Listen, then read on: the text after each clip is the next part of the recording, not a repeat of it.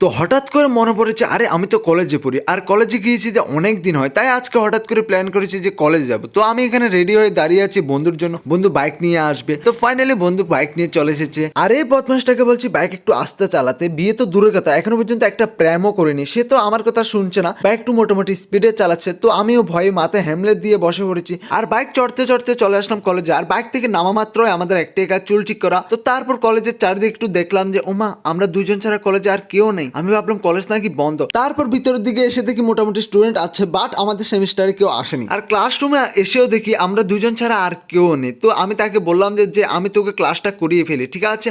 ও বলছে না, আমার থেকে নাকি ক্লাস নেবে না। তারপর আমি রাগ করে চলে আসলাম বাইকের কাছে।